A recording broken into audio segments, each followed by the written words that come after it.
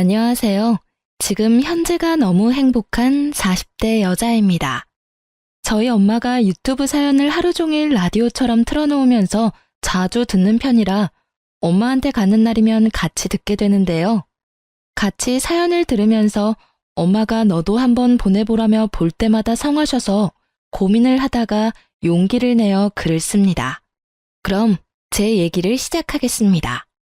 저는 연애보다는 재테크에 관심이 더 많은 사람이었습니다.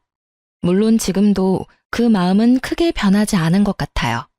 그래서 근처에 있는 주거래 은행을 정말 자주 방문했습니다. 관심이 생기는 펀드가 생기면 궁금한 사항 담당 은행원께 여쭤보러 자주 갔어요. 언제나 친절하고 세세하게 답변을 해줘서 갈 때마다 그 은행원을 찾아갔죠. 그 은행원이 바로 둘째 신우였습니다. 그렇게 저는 둘째 신우와 친해지게 되었어요. 가끔 퇴근하는 길에 만나면 커피 한잔 할 정도의 개인적인 친분이 쌓였죠. 제가 적금 만기 해약하러 간 날이었는데요. 그날 둘째 신우가 저한테 그러더라고요. 요즘 만나는 남자 없다고 했죠? 혹시 제 남동생 소개받아 볼래요? 내 동생 진짜 잘생겼어요. 한 번만 만나봐요. 갑작스럽게 남동생을 소개시켜준다는 말에 당황한 저는 일단 거절을 했어요. 하지만 둘째 신우가 적극적으로 밀어붙여서 얼떨결에 소개를 받게 되었습니다. 둘째 신우의 말대로 남편은 매너가 좋고 훤칠하게 잘생겼죠. 금방 호감이 생겨 교제를 시작했고 자연스럽게 결혼까지 하게 되었습니다. 연애에 크게 관심이 없었던 제가 이렇게 물 흐르듯 결혼까지 하게 된 건 둘째 신우의 적극적인 지지가 뒷받침되어서 그랬던 것 같아요. 저희 둘이 결혼한다고 하자 둘째 신우가 얼마나 좋아했는지 몰라요. 첫째 신우도 둘째 신우와 마찬가지로 저를 잘 챙겨주었죠. 남들은 신우 때문에 스트레스 많이 받는다고 하던데 저는 참 운이 좋구나 싶었어요. 저는 가족들한테도 제 수입이라든지 자산을 공개하지 않은 편이에요. 남편 역시 마찬가지였죠. 결혼 후에도 서로 수입에 터치하지 않고 생활비 통장에 같이 돈을 넣어서 사용하기로 했고 결혼식 비용과 신혼집 역시 반반으로 나눠 전세를 구했습니다. 첫 명절날 시댁으로 인사드리러 갔는데 시모가 저를 보는 둥 마는 둥 하면서 일만 고되게 시키더라고요. 이따가 3시 이후에 첫째랑 둘째네 가족 오기로 했다. 어서 주방 정리하고 청소기 좀 돌리자. 집안에 먼지가 많다. 빠릿빠릿하게 움직여라. 아침부터 제사상 차리고 치우고 밥 준비하고 먹고 또 치우고. 잠시 숨 돌리는 중이었거든요. 남편도 너무하다 싶었는지 시모한테 한마디 했습니다. 엄마, 이 사람 좀 쉬자. 이 집에 들어오고 이제야 처음으로 앉아서 쉬고 있는데 또 일을 시켜? 그리고 3시 되려면 아직 멀었어. 천천히 해도 되잖아. 첫 명절부터 며느리 너무 잡는 거 아니야? 청소기는 내가 돌릴게. 시모는 남편을 흘겨보고 나서 저에게 말하더군요. 그럼 입가심 좀 하게 과일 좀 깎아서 가져오렴. 싱크대 옆에 과일 닦아놓은 거 있다. 커피랑 해서 좀 가져와. 저는 주방에서 과일과 커피를 준비해서 내놓았죠. TV 소리만 들리고 시모와 시부는 아무 말이 없었어요. 적막한 거실에 과일 먹는 소리밖에 안 들리는데 정말 곤욕이었죠. 주방에 가서 정리나 해야겠다 하고 일어나려고 하는데 시모가 그러더라고요. 정말 내가 가슴이 답답하다. 냉수라도 가져다 드릴까요? 뜬금없이 가슴이 답답하다는 시모에게 딱히 할 말이 생각이 안 나서 농담 반 진담 반으로 정막을 깨려고 했습니다. 그러자 시모는 갑자기 저한테 손가락질하며 그러더라고요. 아니 너는 정말 너무한 거 아니니? 어쩜 그럴 수 있어? 내가 정말 너무 섭섭하고 마음이 좀 그래. 근데 냉수 같은 소리를 하고 앉아있네. 안 그래도 답답한 가슴이 더 답답해지려고 하네. 다짜고짜 저보고 너무한 거 아니냐고 하는 시모의 말을 저는 이해할 수가 없었습니다. 제가 시모에게 너무한 행동을 한 기억은 없었거든요. 어머니, 대체 무슨 말씀이세요? 저한테 뭐 서운한 거라도 있으세요? 있으시면 말씀해 주세요. 저는 지금 어머님이 무슨 말씀을 하고 계신지 전혀 모르겠어서요. 그래, 말 나온 김에 물어나 보자. 너는 돈도 그렇게 많은 애가 굳이 집을 반반으로 구했어야 했니? 우리 윤철이는 사회생활을 조금 늦게 해서 모은 돈도 많지도 않은데 결혼하면서 완전 빈털터리가 돼버렸어. 갑작스러운 신혼집 비용 얘기에 저는 어리둥절했습니다. 네? 무슨 제가 돈이 많아요. 저도 신랑이랑 비슷해요. 그리고 신랑이 저보다 월급도 많이 받는데 빈털터리라뇨. 요즘 신혼부부들은 저희처럼 다 반반으로 비용 나눠서 집 구해요. 어쩜 아주 뻔뻔하게 거짓말하는 것 좀 봐. 내가 진짜 뭐라 할 말이 없다. 이러니 내가 가슴이 답답한 거지. 아, 어머니, 대체 무슨 말을 하시는지. 저 돈 없다니까요? 네가 돈이 없긴 뭐가 없어. 내가 너 얼마 있는지 다 알고 있는데 지침이 때도 소용없어. 시모의 반응에 조금 기분이 이상했지만 일단 자리를 피했습니다. 계속 시모의 말에 대꾸를 해주다 보면 괜히 말려들 것 같았어요. 괜히 툭툭거리면서 저한테 시비를 거시는 것 같았죠. 그렇게 자리를 피해서 주방 정리를 마치고 남편과 청소기를 돌리고 있었는데 첫째 신우가족과 둘째 신우가족이 왔습니다. 시부는 가족들이 다 모였으니 술이나 한잔 해야겠다고 하시길래 거실에 술상을 차렸습니다. 시조카들은 TV 본다고 방으로 들어갔어요. 가족들이 모여서 술 한잔 하고 있는데 시모가 또 돈 얘기를 시작했습니다. 아니, 그렇게 돈이 많으면 시댁에 뭐 더 해줘야 하는 거 아니야? 옆 동네 김씨 아줌마네는 며느리가 생일 때마다 루이비통인지 구찌인지 명품 가방 사준다고 그렇게 자랑을 하던데 나는 돈 많은 며느리가 집에 들어와도 뭐 받는 것도 없고 자랑거리도 없고 에휴. 첫 명절에 오자마자 반기지는 못할 망정 일만 주구장창 시키시더니 가족들이 모두 모인 자리에서까지 돈돈거리니까 너무 듣기가 싫더라고요.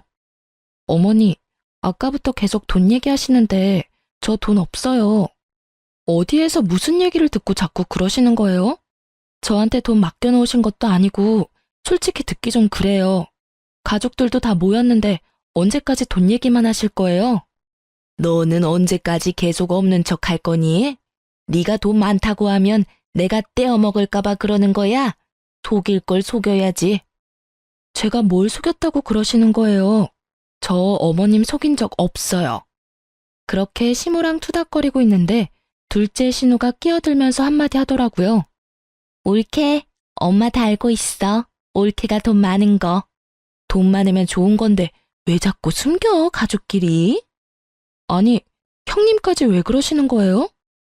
옳게, 내가 담당 은행원이잖아. 내가 봤더니 계좌에 억소리 나게 있던데 지금 내가 다니는 은행에만 10억이 예치되어 있던데 다른 은행에도 적금이랑 펀드 있잖아. 대체 얼마나 알짜배기인 거야? 너무 부럽다. 알고 보니 은행원인 둘째 신우가 제 계좌를 몰래 확인했던 것이었습니다. 저는 너무 당황해서 얼굴이 새빨개졌어요. 시댁 식구들은 다 알고 있는 눈치였어요. 시모는 그 상황에서 한마디 더 붙여서 말했죠. 아니, 이렇게 증거가 명확한데 왜 자꾸 속이는 거야? 돈이 그렇게나 많은데 왜 없다고 하는 건지. 그리고 지금 살고 있는 집도 본인이 가지고 있는 돈으로 다 해결 가능하면서 왜 반반으로 했는지 아무리 생각해도 나는 이해가 안 돼. 저는 할 말을 잃어서 뭐라고 답변을 해야 할지 머릿속이 새하얘졌습니다. 그때 첫째 신우가 그러더군요.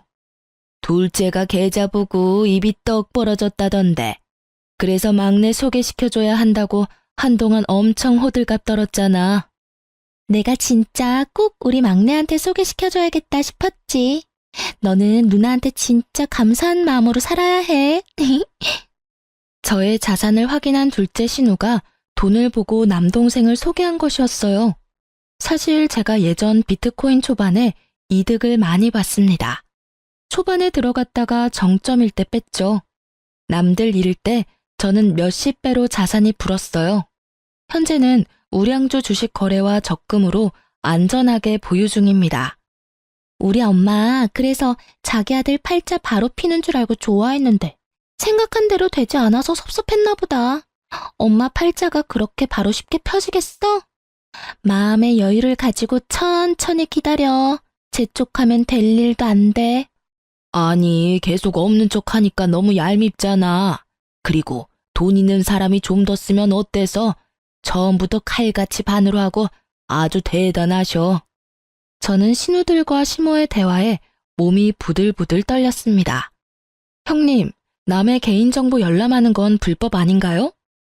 우리가 이제 남인가? 가족이잖아. 아니, 그리고 돈이 없는 것도 아닌데 뭐 어때? 우리한테 유세 좀 부려도 돼. 그리고 올케도 조금 너무했어. 아무리 반반 결혼이라지만 엄마한테는 작은 선물이라도 해주면 좋잖아. 우리 엄마 돈 많은 며느리 들어온다고 동네방네 소문 다 냈는데 받은 게 하나도 없으니까 괜히 올케한테 심술만 부리잖아. 남의 정보를 함부로 열어보고는 일말의 죄책감이나 미안한 감정이 없는 둘째 신우나 제가 열심히 모으고 재테크한 돈으로 콩고물 좀 안 떨어지나 하고 바라는 시댁 식구들이 너무 꼴보기 싫었습니다. 도저히 말이 안 통하는 시댁 식구들과 한시도 같이 있을 수 없어 저는 그 자리를 박차고 나왔습니다. 망치로 꽝 하고 맞은 느낌이었고 아무 생각도 안 나더라고요. 제 뒤를 따라 나온 남편이 위로는 못할 망정 속을 긁는 소리만 해댔습니다. 이렇게 갑자기 가버리면 어떡해? 가족들 다 있는데 나가버리는 건 예의가 아니잖아. 예의? 예의를 아는 사람들이 그래? 당신 가족들은 나한테 막 대해도 되고 나는 예의를 차려야 하는 거야? 왜 나만 예의를 차려야 해? 그리고 당신도 알고 있었지? 당신도 다 알고 날 소개받은 거구나. 속으로 무슨 생각을 하면서 날 만났어? 아주 옳다구나 했어.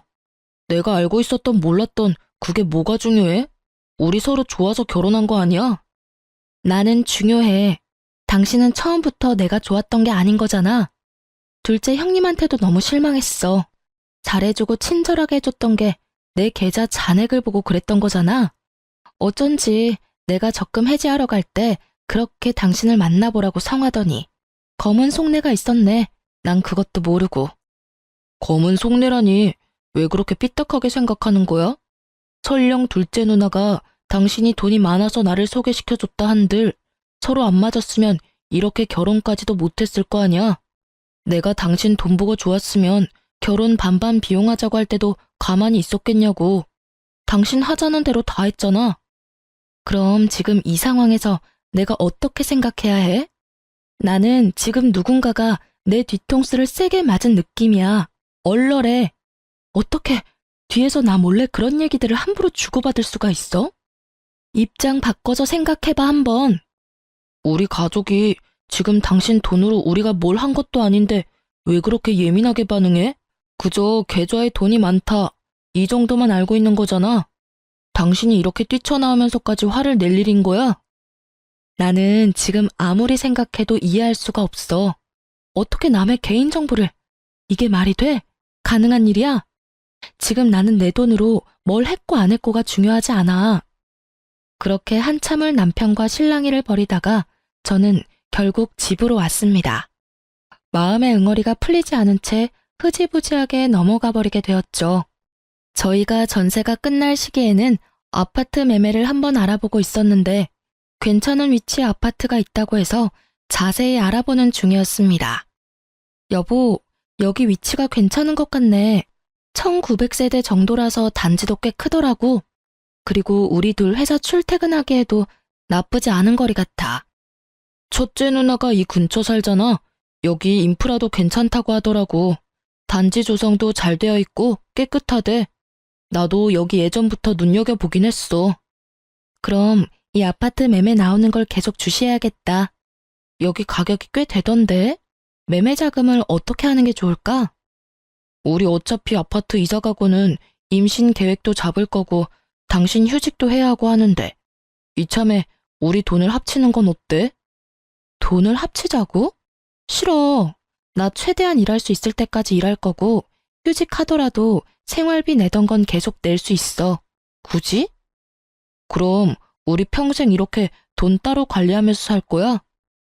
은근슬쩍 돈을 합치자고 하는 남편의 말에 지난 명절 때 일이 생각나서 단칼에 거절했습니다. 남편은 이해 못하겠다는 식으로 굴더라고요.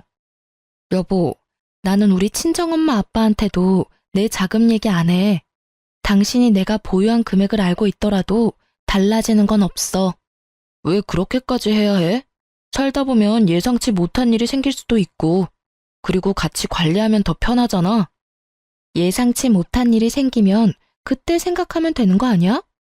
아직 생기지도 않은 일을 벌써부터 걱정할 필요는 없잖아. 그리고 나는 생활비 통장에 돈 넣어서 쓰는 거 별로 안 불편한데? 오히려 편하고 좋은데? 당신은 뭐가 그렇게 불편한 건데? 뭐 불편하다는 건 아니고 왜 계속 따로따로 관리해야 하는 건지 난 이해가 안 가서. 여보, 다른 집들은 남편이 각각 돈 관리하는 거 오히려 좋아한다던데. 당신 돈 필요할 때 당신이 마음대로 쓰면 되는 건데 뭐가 문제야? 그리고 연봉은 나보다 당신이 더 많이 받잖아. 같이 쓰는 공용 생활비 외엔 당신이 남은 돈으로 뭘 하던 상관 안 하겠다는데 좋아서 날뛰어야 하는 거 아니야? 편하잖아.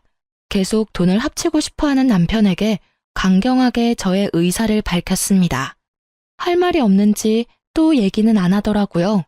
문제는 이 다음부터였습니다. 회사에 있는데 시모한테 전화가 오더라고요. 너네 아파트 매매할 계획이라면서? 지금 보고 있는 아파트 매매 가격 내가 확인해 보니까 네가 가지고 있는 돈으로도 충분할 것 같은데 이번에도 반반해서 할 거니? 남편이 시모한테 얘기를 한 건지 제가 전화 받자마자 제 돈으로만 아파트를 매매하라고 하더라고요. 어머님, 지금 당장 이사 갈 것도 아닌데 굳이 전화까지 하셔서 얘기하실 일이에요? 너가 또 반반하자고 할 것 아니야. 지금부터라도 내가 귀에 딱지 않도록 얘기해줘야지. 아, 어머님, 반반으로 하던 제가 다 하던 그건 저희 부부가 결정할 일이라고 생각해요. 이렇게 저희 부부가 의논할 일 있을 때마다 어머님이 계속 관여하실 거예요? 어른이 의견을 주겠다는데 그게 뭐가 문제니? 너는 대체 그 많은 돈 아껴뒀다 뭐에 쓰려고 그래? 다들 그렇게 돈 모아서 집 사는 거지. 제 돈으로 뭘 하던 그건 제 마음이죠. 그리고 저 지금 회사예요. 돈 얘기하실 거면 나중에 하세요. 지금 업무 처리할 것 있어서 끊겠습니다. 그날 퇴근하고 집에 들어갔는데 너무 화가 나더라고요. 당신 어머님한테 무슨 얘기를 했길래 내 돈으로 아파트를 매매하라 어쩌라 그러시는 거야? 왜 자꾸 우리 일에 어머님이 자꾸 끼시는 거냐고. 왜? 엄마가 전화했었어? 난 별 얘기 안 했어. 그냥 아파트 매매 알아보고 있다 했지. 아파트 매매를 왜 내 돈으로 해야 해? 왜 그게 당연하다는 듯이 말씀하시냐고. 당신이 돈이 나보다 더 많으니까 하시는 말씀이시지 뭐. 그리고 당신 돈으로 하면 또 어때? 어차피 우리 평생 같이 살 거잖아. 아, 정말 내가 기가 차서 말이 안 나온다. 그래, 내 돈으로 매매한다 쳐. 그럼 명의는? 명의 얘기는 안 나오겠어? 공동명의 하는 게 뭐 어때서? 부부가 같이 사는 집인데 공동명의가 대수야? 공동명의 같은 소리 하네. 내 돈으로 했는데 무슨 공동명의야? 당연히 내 명의지. 근데 내 단독 명의로 했다고 해봐. 어머님이 또 가만히 계시겠어? 아니, 다들 왜 내 돈 가지고 이래라 저래라 하는 거야 정말? 내가 돈 모으는데 뭐 보태준 거라도 있어 다들? 당신은 말을 또 왜 그렇게 해? 왜 자꾸 비꼬는 거야? 우리 가족이 나쁜 마음 가지고 얘기하는 거 아니잖아. 공동명의 한다고 해서 뭐 당신 인생이 크게 달라져? 내 개인정보를 몰래 열람한 둘째 신우와 자꾸 돈을 합치자며 은근슬쩍 묻어가려는 남편과 그리고 돈돈거리면서 제 속을 긁는 시모 때문에 저는 결국 참다 못해 터졌습니다. 나 지금까지 계속 참고 얘기 안 했는데 솔직히 둘째 형님 이거 범죄 아니야? 은행원이 고객의 개인정보를 함부로 열람해. 그리고 그걸 발설까지 했어. 이거 신고감이야, 알아? 당장 은행원 자격 박탈당해도 할 말 없는 거라고. 아니, 어떻게 자기 개인적인 궁금증을 위해 그런 몰상식한 행동을 할 수가 있어? 그게 무슨 범죄야. 당신 돈을 빼돌린 것도 아니고. 그리고 몰상식? 자꾸 말 이상하게 한다. 싸우자는 거야? 우리 누나를 어떻게 보는 거야? 빼돌려야 범죄야? 요즘 개인정보보호법 강해진 거 몰라? 당신네 회사에서도 매년 개인정보 보호 교육하지 않아? 법정 의무 교육이라 회사에서도 중요하게 생각하는 부분이라고. 개인정보가 얼마나 민감하고 예민한 부분인데 심지어 개인정보 보호가 제일 중요한 은행에서 은행원이라는 사람이 어떻게 그런 행동을 할 수 있는지 아무리 생각해도 이해가 안 돼. 나는 사기 결혼 당한 것 같아. 정말 너무 화가 나고 배신감 들어. 어차피 나중에 서로 공유하게 될 건데 왜 그래? 그냥 조금 빨리 알게 된 것뿐이야. 근데 우리 집 식구들도 모르는 내 자산을 시댁 식구들이 다 안다는 게 말이 돼? 그리고 내 동의를 얻고 공유한 거야? 그냥 남의 소중한 개인정보를 빼돌린 거야. 왜 사태의 심각성을 전혀 모르지? 알면 또 어때? 당신이 뭐 해줄 것도 아니면서. 저는 벽이랑 말하는 것 같았고 남편에게 무슨 말을 해도 제 마음을 이해해주지 않을 것 같았어요. 그 와중에 시모가 또 전화가 왔습니다. 지금은 회사 아니지? 그리고 아무리 바빠도 그렇지 너는 시어머니 전화를 그렇게 끊니? 그래서 결정은 했어? 네가 매매하기로? 이 사람들이 정말 날 돌아버리게 하고 싶어서 작정했나 싶었죠. 어머님, 제발 그만 좀 하세요. 계속 그럴수록 저는 어머님이 말씀하신 대로 하기 싫어져요. 제가 알아서 하겠다고요. 말하는 뽐새 좀 봐. 예, 네가 뭐 해준 것도 없으면서 뭘 그렇게 유세야? 용돈이라도 많이 주는 것도 아니면서. 같이 살지도 않는데 매달 50씩 넣어드리잖아요. 명절엔 별도로 드리는데 뭐가 그렇게 부족하세요? 지금 안 그래도 저희 부부 그놈의 돈 때문에 싸우고 있거든요. 어머님까지 안 그러셔도 충분해요. 진짜 저 미쳐버릴 것 같으니까 이제 좀 그만하세요. 내가 너한테 뭘 어쨌다고 그렇게 난리를 쳐? 제 계좌를 몰래 본 둘째 형님도 너무 소름 끼치고 제 재산 미리 알고 저한테 자꾸 돈돈거리는 어머님한테도 진절머리가 나고요. 그리고 지금 이 상황이 얼마나 심각한 상태인지도 모르는 바보 같은 남편한테는 정이 뚝 떨어집니다. 정말 지긋지긋했습니다. 다툰 후 서로 마음이 풀리지 않은 채로 지내던 중에 친정 식구들이 오랜만에 신혼집에 놀러 오겠다고 하더라고요. 시댁과는 거리가 가까워 자주 왕래하지만 친정은 편도 2시간이 넘는 거리라 자주 못 오기도 하고 저희 부부도 친정에 자주 찾아가지 못하거든요. 꽁기한 마음으로 남편과 마트에서 장을 보러 갔습니다. 장볼 거리를 이것저것 담고 있는데 남편의 사촌 누나를 만났습니다. 남편도 오랜만에 만나서 반갑게 인사를 하며 서로 이런저런 얘기를 나누는데 뭔가 쎄한 대화를 하더라고요. 이번에는 잘 지내고 있어? 어때? 별 문제는 없고? 지난번에는 워낙 잡음도 많고 시끄러웠어가지고 걱정이 좀 된다, 야. 어? 아유, 누나는 참 무슨 말을. 당연히 잘 지내지. 우리 어서 장봐야해서 그만 갈게. 다음에 또 봐. 그래, 잘 지내면 됐지. 제발 좋은 소식만 들려줘라. 남편은 뭔가 서둘러 대화를 종료하는 느낌이었어요. 뭔가 기분이 좀 묘하더라고요. 지난번에? 사촌 누나가 하신 말 괜히 좀 신경 쓰이네. 그게 무슨 말이야? 전에 뭔 일이 있었어? 뭐 전에 사귀던 애 얘기하나 보지. 진짜 저 누나도 주책이야 정말. 어서 장 보고 가자. 도착하시기 전에 청소기도 좀 돌려야지. 그렇게 그날 마트 장을 보고 친정 식구들과 식사를 마치고 배웅을 한 이후에도 계속 사촌 누나와 남편의 반응이 계속 머릿속에 맴돌았습니다. 여자의 촉이라고 할까요? 제가 전에 만났던 남자친구의 바람도 이 쎄한 촉으로 잡아냈었거든요. 다음날 퇴근하고 집에 왔더니 남편이 좀 늦는다고 연락이 왔습니다. 저는 계속 생각나는 이 찝찝한 마음을 해결해야겠다고 생각을 했어요. 시댁 식구 중에서도 제일 물러터진 첫째 신우에게 전화를 해봤습니다. 옳게. 무슨 일이야? 퇴근은 잘했어? 지난번에 기분 상한 건 좀 풀린 거야? 우리 엄마는 아직도 화가 덜 풀렸는지 전화할 때마다 내 귀에서 피날 것 같아. 올케가 잘 달래줘봐. 우리 엄마 삐지면 오래 가서 피곤하단 말이야. 솔직히 다 풀리진 않았어요. 어머님한테도 아직 상한 감정이 남아있고요. 그냥 큰형님 뭐 하시나 싶어서 전화했어요. 그때 제가 너무 남아 계신 분들 민망하게 박차고 나온 것도 죄송해서 사과할 겸 궁금한 거 여쭤볼 겸 전화했어요. 궁금한 거? 우리 올케가 궁금한 게 뭘까? 말해봐. 내가 얘기해 줄 수 있는 건 해줄게. 저희가 요즘 많이 다투거든요. 그날 이후로 계속 의견 충돌로 싸우게 되더라고요. 그러다가 남편이 전에는 너무 많이 서툴렀었는데 이번에는 저와 잘 지내보고 싶다고 그러더라고요. 그래서 전에는 어땠는지 궁금해서요.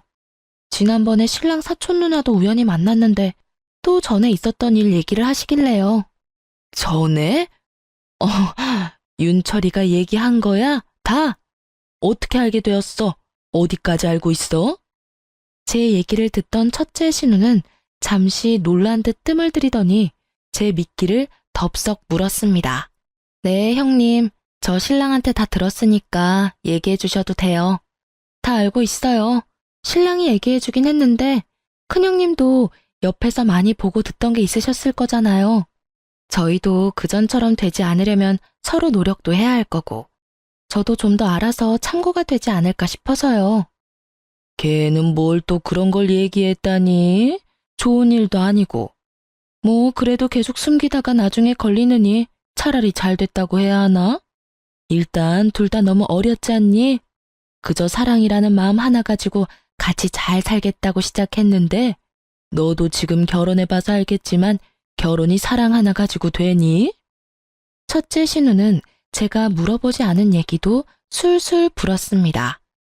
얘기를 듣자 하니 남편은 20대 중반 여자친구와 혼인신고는 안 했지만 3년 넘게 결혼 생활을 유지하고 헤어진 전처가 있었습니다. 솔직히 깨름칙하긴 했지만 전처가 있었을 거라고 상상도 못했습니다. 저와 결혼이 처음이 아니란 거잖아요. 어떻게 그렇게 중요한 사실을 알리지 않았는지 배신감이 들었고 손까지 바들바들 떨렸습니다. 손까지 바들바들 떨렸습니다. 당장이라도 전화를 끊고 남편한테 어찌된 영문인지 따지고 싶었지만 저는 아무렇지 않은 척, 다 알고 있는 척 전화를 끝까지 다 받고 끊었습니다. 첫째 신우와 통화를 끊고 나니 머리가 띵하더라고요. 마음을 진정시키고 있었는데 남편이 퇴근하고 들어오더라고요. 오자마자 저녁밥부터 찾는 남편 놈을 노려보며 말을 했습니다. 저녁밥 같은 소리라네? 지금 밥이 목구녕으로 들어가니? 당신 진짜 미친 거 아니야? 당신네 식구들이 나한테 돈 많은 거 속였다고 할 자격이 있어? 퇴근하고 오자마자 또 그게 뭔 소린데? 대체 왜 얼굴만 보면 잡아먹으려고 난리야? 나도 숨 좀 쉬자 제발. 당신 나랑 첫 번째 결혼이 아니더라? 전처가 있다면서. 저의 말에 남편의 얼굴은 급속도로 어두워졌죠. 무슨 말이야 그게? 아니 이렇게 중요한 사항을 꽁꽁 숨기고 있었어? 재혼이면 재혼이라고 처음부터 밝혔어야지. 내가 돌싱남이랑 결혼을 했을 줄은 꿈에도 생각 못했네. 누구한테 들었어? 누구한테 들었는지가 중요해 지금? 내 자산을 알고 결혼한 것부터 시작해서 초혼이 아니라는 것까지. 이건 진짜 명백히 사기 결혼이야. 알아? 당신 참 양파 같은 사람이야. 아주 까도 끝이 없어. 혼인신고는 안 했어. 철없을 때 얘기야. 어렸을 때 얘기라고. 결혼 생활이라고 말할 정도까지는 아니고. 3년 넘게 결혼 생활을 했다면서 혼인신고 하나 안 했다고 당당하다는 거야? 당신 생각은 이게 아무 문제가 없는 일이라는 거지? 법적으로는 깨끗하잖아. 요즘 애들은 뭐 결혼 전에 동거도 한다는데 그거랑 뭐 다를 게 뭐 있어? 크게 문제 삼을 일도 아니잖아. 크게 문제 삼을 일이 아니라고? 대체 당신은 무슨 생각을 하고 사는 거야? 반대로 내가 그랬다고 하면 당신은 가만히 있었을 것 같아? 둘째 형님이 내 계좌 훔쳐본 것도 별일 아니라고 하더니 왜 이제 전처 있는 것도 큰 문제 아니라고 우겨댈 셈이야? 야, 진짜 사람 하나 바보 만드니까 좋아? 당신 가족들 정말 사기꾼이야. 당신도 마찬가지고. 뭘 사기를 쳤다는 거야, 자꾸. 대체 뭐가 사기 결혼이냐고. 지금 나한테 일어나고 있는 모든 상황들이 사기 아니냐고. 어떻게 사람들이 그럴 수가 있어? 너는 맨날 너만 피해자야? 뭐가 그렇게 화가 나고 뭐가 그렇게 억울해? 대체 왜 매번 예민하게 반응하는 건지 나는 이해할 수가 없어. 반성의 기미는 하나도 안 보이는 남편놈을 보면서 가만히 있어서는 안 되겠더라고요. 이렇게 당하고만 있을 수는 없잖아요. 저는 천천히 생각해 봤습니다. 일단 둘째 신우일부터 처리해야겠다고 생각했어요. 은행원이 어떻게 남의 개인정보를 볼 수 있는 건지, 그게 진짜 가능한 건지 여기저기 찾아가 확인해 봤습니다. 인터넷으로도 열심히 검색을 해봤더니 세상에 이런 경우가 또 있었더라고요. 그래서 개인정보를 함부로 열람한 경우 어떻게 되는지 많이 알아보고 공부도 했습니다. 먼저 저는 국민신문고를 통해 둘째 신우를 고발했습니다. 그 다음으로는 금감위에 민원을 넣었죠. 그렇게 둘째 신우한테 똥을 투척하고 저는 짐을 챙겨 친정으로 내려갔습니다. 시댁은 당연히 발칵 뒤집어졌고 둘째 신우는 당연히 은행원 자격을 박탈당했습니다. 시댁 식구들한테 연락이 계속 오는 바람에 전화통은 불이 났죠. 남편놈한테 오는 전화만 받았습니다. 당신 제정신이야? 우리 둘째 누나 밥줄 끊기게 할 생각이야? 당장 철회해? 무슨 짓을 벌인 거야 대체? 우리 가족이 너한테 뭘 그렇게 잘못했어? 내가 전에 얘기했지? 개인정보 보호가 얼마나 중요한 건지. 남의 정보를 몰래 열람해서 발설까지 하는 은행원을 어떻게 믿고 은행 업무를 봐? 당신은 그런 은행원을 믿을 수 있을 것 같아? 나는 못 믿어. 당신은 가족이니까 별일 아니라고 생각하겠지만 이거 엄청 큰 범죄야. 몰랐으면 이제라도 좀 깨달았으면 좋겠네? 지금 둘째 누나 은행에서 쫓겨났어. 지금 벌금까지 물게 생겼다고. 너한테 피해준 거 없잖아. 왜 이렇게까지 일을 크게 만드는 건데? 남편은 둘째 신우가 잘못한 일은 전혀 생각 못하고 당장 철회하라며 발악을 하더라고요. 그러게 왜 남의 개인정보를 몰래 보냐고. 당연한 결과야. 벌금 몇 천만 원밖에 안 하던데 솔직히 더 강하게 벌금 때려야 하는 거 아니야? 몇 천만 원? 네가 돈이 많아서 몇 천만 원은 아주 우습구나. 맞네. 네가 우리 가족을 얼마나 우습게 봤으면 이래. 진짜 돈이 대단하다 대단해. 이것 봐. 남의 개인정보를 여기저기 발설해서 뭔 얘기만 하면 남의 재산 들먹이기나 하고 전혀 반성의 기미가 보이질 않잖아. 왜 아직도 정신을 못 차리는 거지? 지금 당신네 가족은 지금 나한테 미안하다고 싹싹 빌어야 하는 거 아니야? 어쩜 이렇게 당당해? 우리가 남이야? 너랑 나랑 부부야. 정신 차려. 왜 너한테 싹싹 빌어야 하는데? 네가 우리한테 잘못했다고 용서를 구해야지. 아, 정신 차려야 할 건 둘째 신우겠지. 아니다. 시댁 식구들 모두 정신 차려야 해. 내가 봤을 땐 다들 제정신이 아닌 것 같아. 그리고 솔직히 따지면 우리 둘은 남이지. 피가 섞인 것도 아니고. 그래, 네 마음대로 해라. 나 지금 너희 회사 앞으로 가는 길이야. 엄마랑 둘째 누나도 같이 가고 있으니까 가고 단단히 해. 도망칠 생각하지 마. 잘못했다고 미안하다고 반성하는 모습을 보이지 못할 망정 회사로 찾아오고 있다고 협박하는 시댁 식구들이 한편으로 너무 대단해 보였습니다. 오히려 잘 되었다는 생각도 들었어요. 아, 그래? 근데 어쩌지? 나 회사 그만뒀어. 가봤자 별 소득도 없을 거고. 나 회사에서 망신시켜주고 싶어서 그런가 본데 이미 회사의 사정 다 얘기해서 회사 사람들 다 알 텐데. 가봤자 좋은 소리 못 들을걸. 괜히 오기 부리지 말고 조용히 집에나 가세요. 시댁 식구들이 회사에 찾아올 수도 있을 거라는 생각을 진작에 했죠. 친정에 내려가기 전에 회사의 사정 얘기하고 바로 퇴사했습니다. 혹시나 했었는데 역시나였던 시댁 식구들이었죠. 저는 시댁 식구들과 쓸데없이 감정 소비할 시간이 없었어요. 남편 전처의 행방을 찾고 있었거든요. 수소문 끝에 남편의 전처를 찾아갔습니다. 얼마나 고생을 많이 했는지 처음 봤는데도 얼굴이 헬쓱해서 안쓰러워 보이더라고요. 전처한테서 제 남편과 헤어지게 된 몇 가지 이유들을 모두 듣고 경악을 금치 못했어요. 저희 친정이 잘 사는 편은 아니에요.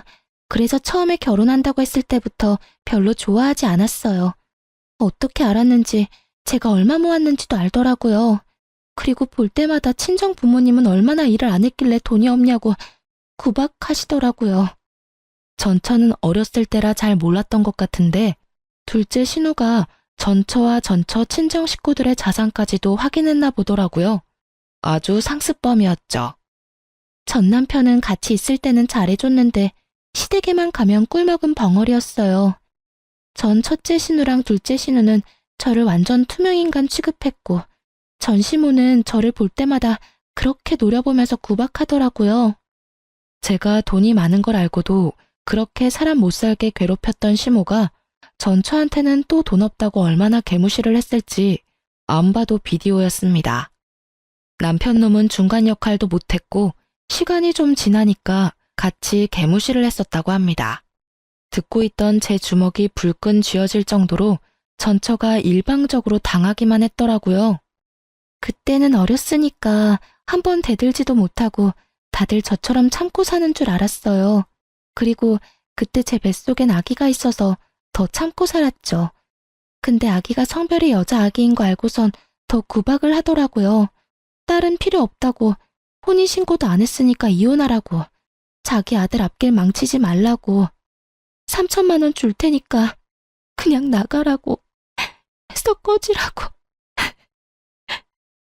시모는 제가 생각했던 것보다 훨씬 더 못되고 나쁜 사람이었습니다. 전처는 결국 온갖 구박을 견디다가 못해 돈을 받고 그 집을 나갔다고 해요. 어떻게 사람들이 그럴 수가 있죠? 지금 아기는 잘 크고 있는 거죠? 지금 유치원에 잘 다니고 있어요. 밝고 예쁜 공주님이에요. 어린 게 뭘 아는지 모르겠지만 아직까지 아빠도 안 찾고 씩씩해요. 제가 그렇게 돈을 받고 나왔지만 너무 억울하고 그때 일만 생각하면 너무 화가 나요. 기회만 있다면 복수하고 싶을 정도로요. 그런데 저는 아무것도 없잖아요. 복수할 수 있는 용기도 없고 돈도 없고. 남편 놈과 결혼 생활로 상처투성이인 전처는 늘 복수의 꿈을 꿨다고 합니다. 제가 대신 통쾌하게 복수해주겠다고 자신있게 말했어요. 저는 전처와 헤어진 후에 바로 시모를 찾아갔습니다. 시모는 절 잡아먹을 것 같은 눈으로 째려보더라고요. 이렇게 빨리 제 발로 찾아올 줄은 몰랐네. 뭐 좋은 소리 들으려고 온 건 아닐 테고 아니면 둘째 일 철회해주러 온 거니? 남편한테 혼외자가 있었던데. 알고 계세요? 예쁜 손녀도 있으시던데. 그게 무슨 소리인지 전혀 모르겠네. 너도 잘 알다시피 나는 우리 딸이 낳아준 손자 3명밖에 없는데 나한테 손녀가 어디 있니? 너 뭐 잘못 먹었어? 어디서 그런 기분 나쁜 소리를 듣고 온 거니? 네네, 뭐 저도 어머님이 인정하실 거란 생각은 안 했어요. 제가 혼외자가 있는 남자와 어떻게 살 수 있겠어요? 사기 결혼인 거 아시죠?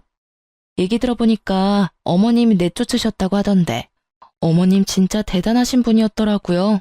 솔직히 좀 어머님이 무섭기도 하네요, 이제는. 참, 저 이혼하겠습니다.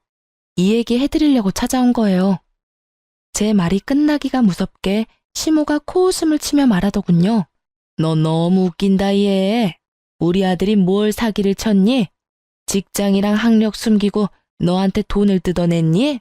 뭐, 네 자산 얼만지 알고 있었다고 그게 큰 문제가 될 것도 아니고. 그리고 그 돈을 우리가 몰래 빼돌린 것도 아니지 않니? 어떻게 사기 결혼을 입증할 건데? 혼인 취소 소송이라도 하려고? 이혼하면 그냥 넌 이혼녀 되는 거야. 둘째 딸 일은 우리가 그냥 눈 감고 넘어가 줄 테니 기회 줄 때 그냥 참고 살아. 어머님, 저희 혼인신고도 안 했는데 무슨 소리 하시는 거예요? 그제서야 시모는 깜짝 놀라 어버버거리기 시작했어요. 뭐? 무슨 말이니? 너네 결혼식 올리자마자 내가 윤철이한테 혼인신고 바로 하라고 시켰는데 그럴 리가 없어. 아, 그래서 신랑이 그렇게 혼인신고 빨리 하라고 재촉한 거였네요. 저보고 하라고 했었는데 제가 좀 바빠서 미루다가 못했어요, 어머니. 사실 이혼이랄 것도 없고 전처처럼 그냥 각자 갈 길 가면 되거든요. 안 그래도 결혼하자마자 혼인신고해야 한다고 남편이 입버릇처럼 얘기하더라고요. 어차피 저도 혼인신고는 해야 하긴 하니까 나중에 연차 쓸 수 있을 때 할 거라고 말만 해놓은 상태였거든요. 바쁘기도 하고 귀찮기도 하고 해서 계속 미루고 있다가 한 달이 지나선 완전 깜빡 잊고 있었던 거죠. 남편은 제가 당연히 혼인신고했다고 생각했나 봐요. 저는 그렇게 속 시원하게 할 말 다 하고 친정으로 다시 내려왔습니다. 그날 저녁 남편이 찾아왔습니다. 저를 보자마자 무릎까지 꿇고 싹싹 빌기 시작했어요. 둘째 신우가 개 잡은 걸 내가 알았을 때 그때 무릎 꿇지 그랬어. 이제 와서 이게 무슨 소용이야? 안 그래? 전처 일은 정말 미안해. 속일 생각은 없었어. 그리고 아기도 낳은 줄 몰랐어. 당연히 그렇게 나가고 쥐었을 줄 알았지 내 애가 세상에 태어났을 거라고는 생각도 못했어. 그 이후에 연락도 안 했었고. 당신네 식구들이 다 와서 무릎 꿇고 싹싹 빈다고 해도 나는 마음 다시 돌릴 생각 없어. 우리 뭐 서로 주고받을 것도 없고 지금 신혼집 정리해서 그 돈만 받으면 될 것 같고.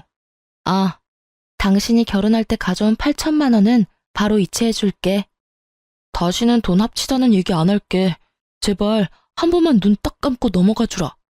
우리 집에서 당신한테 돈 얘기 못하도록 내가 입단속도 잘할게. 응?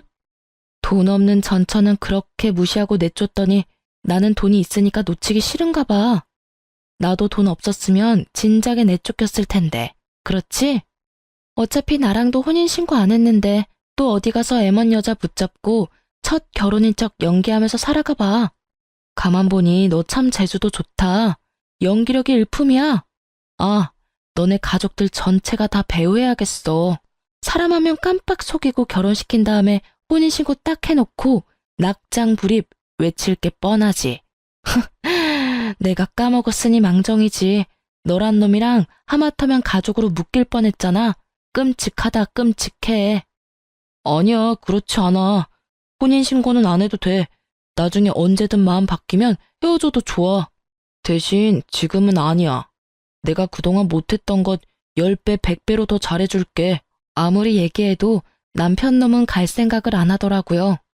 저는 남편 보는 앞에서 8천만 원을 이체해줬습니다. 자, 봐봐. 나 지금 8천만 원 보냈다. 확인해봐. 결혼식 비용이랑 전셋집 비용 너가 낸 만큼만 지금 다 보냈으니까 더 이상 왈가왈부 하지 말고 깔끔하게 헤어지자. 그 집은 집주인한테 얘기해놨거든? 부동산에 얘기해서 이미 내놓은 상태야. 당신도 얼른 짐 정리해서 이사갈 준비해. 너 때문에 감정 낭비, 시간 낭비 더 이상 하기 싫어. 알겠지?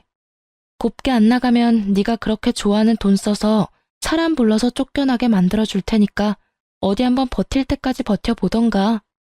깔끔하게 모든 상황을 정리하고 저는 자유가 되었습니다. 회사도 그만둔 상태라 심심하기도 하고 솔직히 자금 여유도 있어서 2달간 유럽 여행도 다녀왔어요. 여행 다녀오고 듣게 된 이야기인데 첫째 신우가 전처와의 비밀을 제게 다 털어놓은 걸 그들도 알게 되었는지 전 남편이 누나랑 영 끊겠다며 난리도 아니었다고 하더라고요. 그리고 그 집은 아들이 최고인 집이라서 이번 이혼의 원인이 오로지 첫째 신우 때문이라고 생각했는지 신우한테 더 이상 친정에 찾아오지 말라고 한 소리 했다더군요. 유럽 갔다 와서 모르는 전화번호 받았더니 첫째 신우가 제게 얼마나 한풀이를 하는지 아주 시겁했답니다. 그들은 끝까지 정신을 못 차릴 인간들이에요. 똥은 무서워서가 아니라 더러워서 피한다죠. 그런 심정으로 그들과 되도록 마주치지 않는 게 상책이라는 생각이 드네요. 둘째 신우는 당연히 은행으로 재취업 못하고 겨우 중소기업 경리로 취업했다고 하더라고요. 저는 그 회사에 전화해서 개인정보로 은행원 자격 박탈당한 사람이라고 얘기해줬죠. 그 얘기를 들은 그 회사 대표는 굉장히 당혹스러워 하더라고요. 결국 둘째 신우는 3개월 만에 또 잘려서 정규직은 물 건너갔다고 하더라고요. 이후에 한동안 국내로만 여행 다니면서 푹 쉬었어요. 지금은 친정 근처로 거주지를 옮겨놓은 상태라 새로운 회사에 재취업해서 잘 적응 중입니다. 참, 전 남편의 전처와는 지난번 만남을 계기로 친해져서 가끔씩 연락하고 지내는 친구가 되었어요. 그러다 종종 만나선 전 남편과 전 시댁 식구들을 안주 삼아서 얘기하다 보면 시간 가는 줄 모를 정도라니까요. 저는 처음 자기소개할 때 얘기했듯이 지금 너무 행복한 인생을 보내고 있습니다. 역시 저는 혼자서 지내는 게 맞나 봐요. 전 둘째 신우의 꼬임에 빠져서 잠시 제가 추구하는 삶과 다른 삶을 잠깐 살게 되었는데 결혼은 제 운명이 아니란 걸 깨닫게 되었습니다. 제 사연 재미있게 들으셨나 모르겠네요. 저희 엄마도 듣고 계시겠죠? 여러분도 지금 인생이 행복하길 바라며 저는 이만 사연을 마치겠습니다. 감기 조심하시고 나쁜 사람도 조심하세요. 감사합니다.